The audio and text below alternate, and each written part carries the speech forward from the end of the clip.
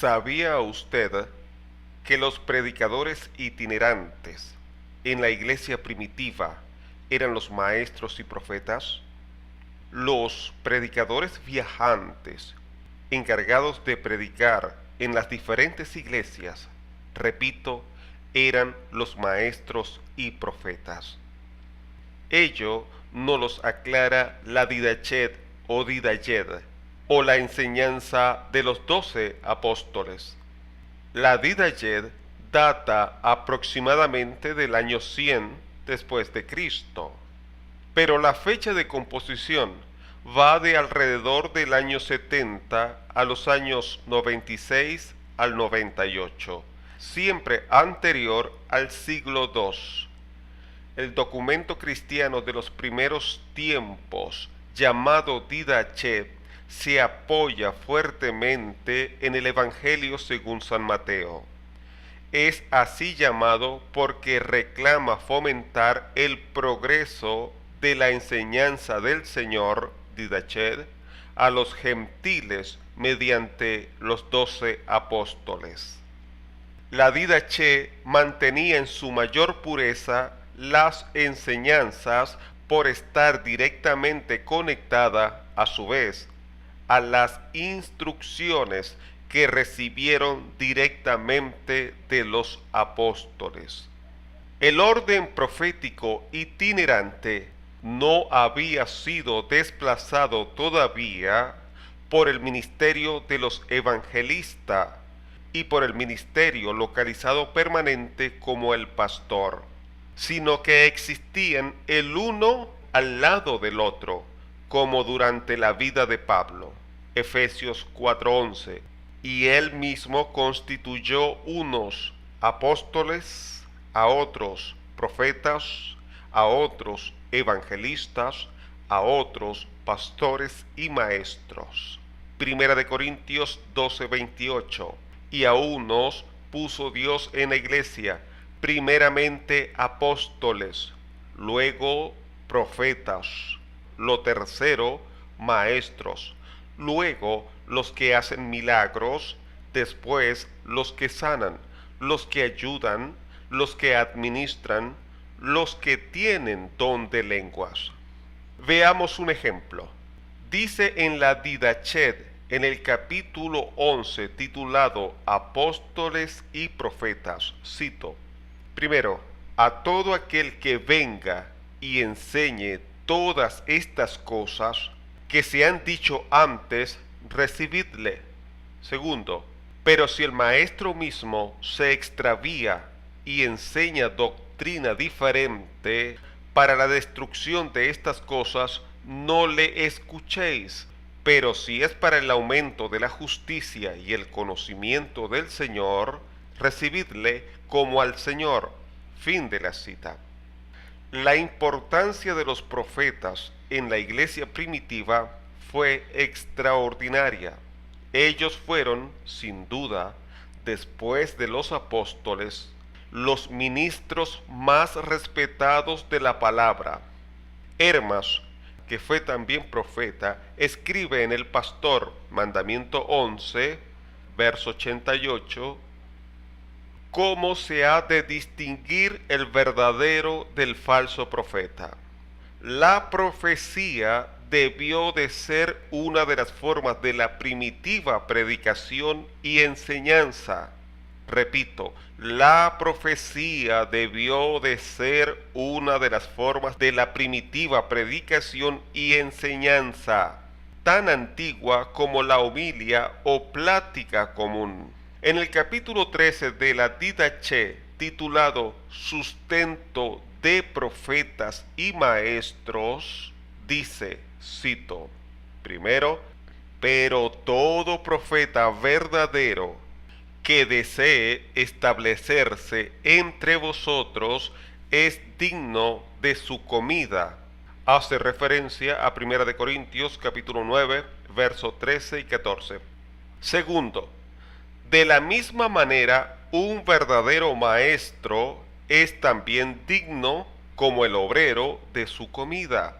Tercero, así pues, todas las primicias del producto del lagar y de la era de trilla, de tus bueyes y tus ovejas, se las llevarás y darás como primicias a los profetas, porque son vuestros sacerdotes principales. Pero si no tenéis un profeta, dadla a los pobres. Si haces pan, toma las primicias y dalo según el mandamiento. Igualmente, cuando abras una jarra de vino o de aceite, toma las primicias y dalo a los profetas, y del dinero y vestido y toda posesión, toma las primicias según te parezca bien, y dalo según el mandamiento. Alfonso Ropero, en su libro Lo mejor de los padres apostólicos, de la editorial CLIE, de la edición 2004, en la página 25 dice, cito: en la Didache, los profetas gozan de más prestigio que los obispos, presbíteros o ancianos. En su polémica con el judío Trifón, Justino apela al carisma profético presente en la Iglesia para demostrar que ésta es la sucesora de Israel. Justino dijo, abro comillas, entre nosotros, aún hasta el presente, se dan los carismas proféticos, por donde hasta vosotros tenéis que daros cuenta de que los que en otros tiempos se daban en vuestro pueblo han pasado a nosotros. Cierro comillas. Diálogo 82. Hacia el año 180, Ireneo atestigua este mismo hecho. Abro comillas. Con frecuencia oímos hablar de hermanos que tienen en la iglesia el carisma profético y que, por la virtud del Espíritu Santo, hablan en todo género de lenguas y, con miras a la utilidad, manifiestan los secretos de los hombres e interpretan los misterios de Dios. Cierro comillas. Esto está en Contra las herejías, volumen 6, 1. Fin de la cita. En la misma Didachet o Didayed, dice en el capítulo 15, titulado Elección de obispos y diáconos, cito, primero, elegíos, pues, obispos y diáconos dignos del Señor, hombres mansos y no amantes del dinero, íntegros y aprobados, porque éstos ejecutarán el servicio de profetas y maestros para vosotros. Segundo, por tanto, no los despreciéis, porque son hombres honorables juntos con los profetas y los maestros. Fin de la cita. En los tiempos actuales, el ministerio de maestro está muy rezagado. Tal vez es posible que se piense que como las iglesias ya tienen tiempo de estar asentadas, fundadas, pues ya hay maestros capacitados en las iglesias y no hay necesidad de traer maestros de otras congregaciones para esta función. A veces hay personas que tienen tanto tiempo en las congregaciones que son buenos para explicar sus costumbres, ritos, enseñanzas propias y garantizan la continuidad a la forma de vida adoptada. Pero la interrogante es, ¿esas costumbres, enseñanzas que rigen en la congregación están a la par con la Biblia? ¿Realmente en el temor de Dios se están colocando maestros a cumplir ese rol porque son llamados a ese ministerio? ¿Se está tomando en cuenta, valorando y respetando el orden de Dios para tener en alta estima los ministerios puestos por Dios según Efesios 4:11? Como dije antes, la profecía era la forma de la primitiva predicación y enseñanza, tan antigua como la homilia o plática común. En el libro Lo mejor de los padres apostólicos, compilado por Alfonso Ropero de la editorial CLIE, edición 2004, página 40, dice, cito: Segunda carta de Clemente a los Corintios.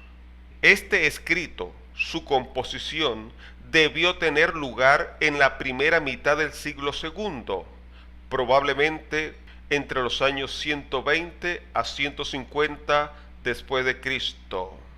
La predicación más antigua, como producción literaria, no tiene mucho valor, pertenece al género de la exhortación y no del diálogo. Pero es interesante como muestra del ejemplo más antiguo de predicación que poseemos, que según Garvey representa la transición de la profetización a la predicación. A. E. Garvey, Historia de la Predicación Cristiana, página 100, CLIE, Terraza, 1987. Fin de la cita. Palabras a resaltar en lo que acabo de citar: la transición de la profetización a la predicación. Y en otro párrafo del mismo libro citado en la misma página 40 dice, cito: la homilia, que generalmente se refería a una conversación o discurso familiar entre pocas personas, es la más genuina y antigua forma de predicación cristiana, de origen judío, como tantas otras formas de culto cristiano, tomado en gran parte del modelo de las sinagogas. Frente al sermón, latín sermon, de carácter más elaborado y retórico, la homilia es un género sencillo y humilde de predicación, propio del pueblo llano, una explicación simple y familiar de un texto bíblico determinado. Según el judío alejandrino Filón, dijo, abro comillas, en las sinagogas uno toma los libros y lee, y otro de los de más pericia se levantan a explicar los pasajes oscuros. De Sat, capítulo 12. Baste recordar la imagen impresionante de Jesús en la sinagoga de Nazaret, Lucas capítulo 4, del verso 15 al 22. Los griegos y los romanos se preparaban a conciencia para el arte de la retórica, pues los retores intervenían en las leyes y el gobierno, confiado más en la magia y el hechizo de la palabra que en las razones del tema en cuestión. Frente a ellos, los apóstoles escogen el tono familiar e íntimo de la homilia, confiando en la unción del Espíritu. Abro comillas, y ni mi palabra ni mi predicación fue con palabras persuasivas de humana sabiduría, mas con demostración del Espíritu y de poder, para que vuestra fe no esté fundada en sabiduría de hombres, mas en poder de Dios. Primera de Corintios capítulo 2, versos 4 y 5. Fin de la cita. El pastor de Hermas. El pastor se escribió aproximadamente entre los años 141 al 155 en su apartado Mandamientos, en el capítulo 11, titulado Contra los falsos profetas, dice, cito: Así pues, cuando el hombre que tiene el Espíritu Divino acude a una asamblea de hombres justos que tienen fe en el Espíritu Divino y se hace intercesión a Dios en favor de la congregación de estos hombres, entonces el ángel del Espíritu profético que está con el hombre llena al hombre, y éste, siendo lleno del Espíritu Santo, habla a la multitud según quiere el Señor. Y éste, siendo lleno del Espíritu Santo, habla a la multitud según quiere el Señor. De esta manera, pues, el Espíritu de la Deidad será manifestado. Esta, por tanto, es la grandeza del poder que corresponde al Espíritu de la divinidad que es del Señor. Fin de la cita. Pero, ¿qué entiende usted por el don de profecía? ¿Usted piensa que el don de profecía se refiere a predecir eventos futuros? Eso no es el don de profecía que enseña la Biblia en el Nuevo Testamento.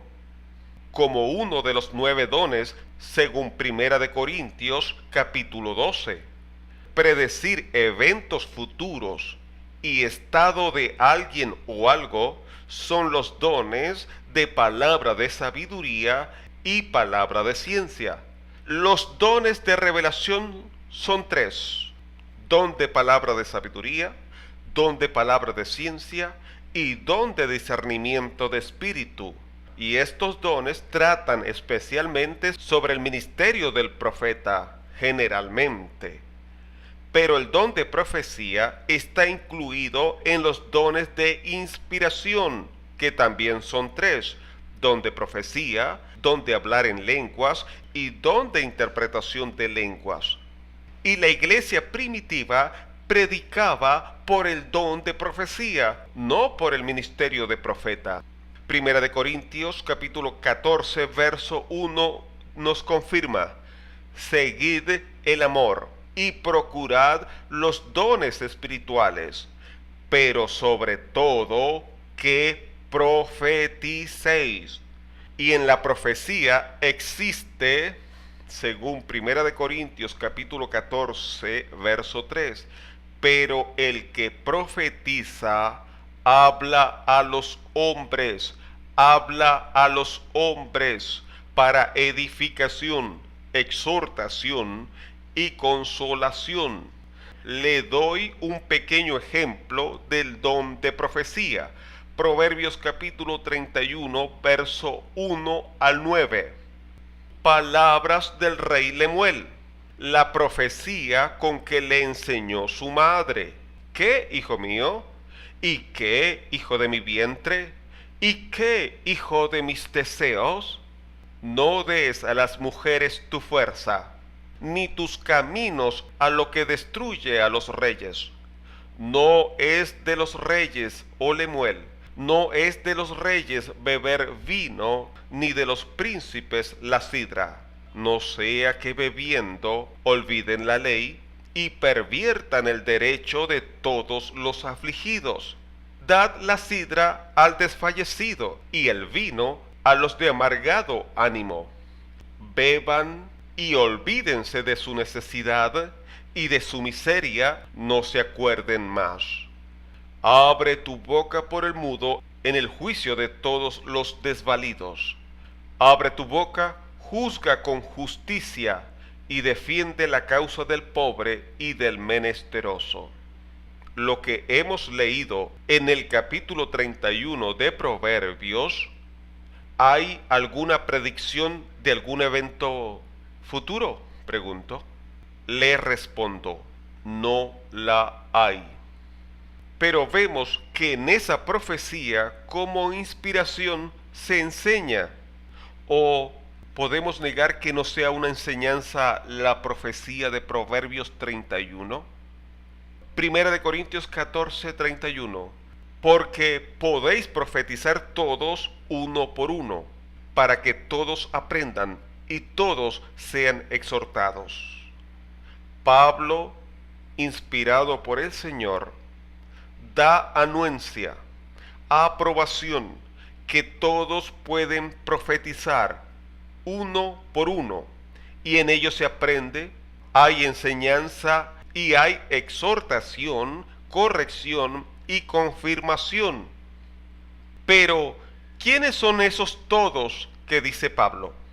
Pablo mismo se encarga de dar la respuesta. Primera de Corintios capítulo 11 verso 4. todo varón que ora o profetiza con la cabeza cubierta afrenta su cabeza.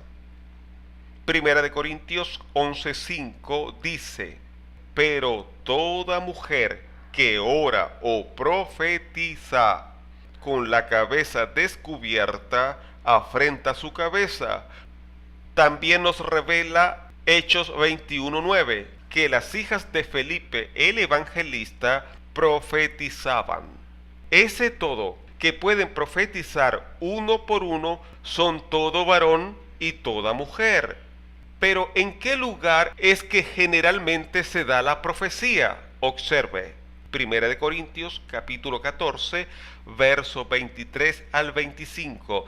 Si pues toda la iglesia se reúne en un solo lugar y todos hablan en lenguas y entran indoctos o incrédulos, ¿no dirán que estáis locos?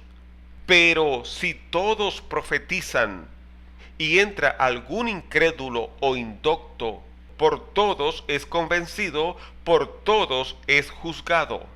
Lo oculto de su corazón se hace manifiesto, y así, postrándose sobre el rostro, adorará a Dios, declarando que verdaderamente Dios está entre vosotros.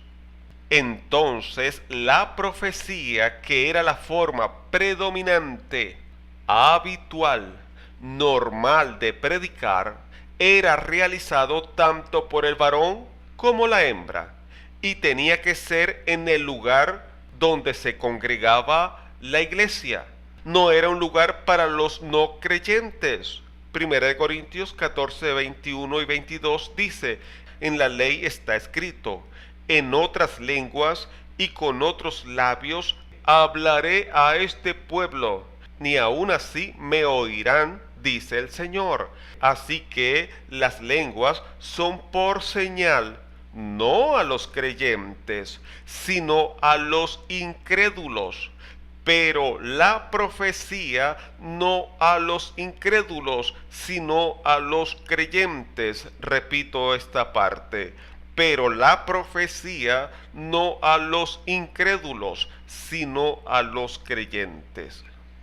¿No le parece una contradicción si interpretamos lo que dijo Pablo en 1 Corintios 14:34? Vuestras mujeres callen en las congregaciones, porque no les es permitido hablar, sino que estén sujetas, como también la ley lo dice. Y si quieren aprender algo, pregunten en casa a sus maridos, porque es indecoroso que una mujer hable en la congregación. Si la forma de predicar era por el don de profecía, y Pablo afirma que el varón y la hembra tenían la anuencia, la aprobación, ¿por qué entonces se interpretó que la mujer no puede predicar? Por desconocimiento, por ser neófitos, por no tener un completo conocimiento de la Biblia. Ya eso lo expliqué en un mensaje anterior titulado La mujer sí puede ser pastora por el contexto histórico. Observe lo que dice la primera carta de Clemente a los Corintios, que data aproximadamente de los años 96 al 97 después de Cristo. Dice, cito, «Veis pues, amados, que se halla en la mujer no solo fe, sino también profecía». Fin de la cita. No he usado los escritos de los padres apostólicos como apoyo u autoridad para hacer doctrina. Estoy usando y apoyándome es en la Biblia, y ella es la autoridad suprema para el cristiano. Pero he usado de referencia a los padres apostólicos debido que ahí se refleja cómo fue transmitida la enseñanza de la iglesia primitiva, especialmente la iglesia gentil. porque en la iglesia que estaba en Jerusalén, donde estaban formada por judíos, había más restricción hacia la mujer. Espero hacer un programa sobre el tema, si el Señor me lo permite, para explicarlo. El título del programa: La mujer predicaba en el tiempo del Nuevo Testamento. ¿Y quién les habló? Su amigo Omar.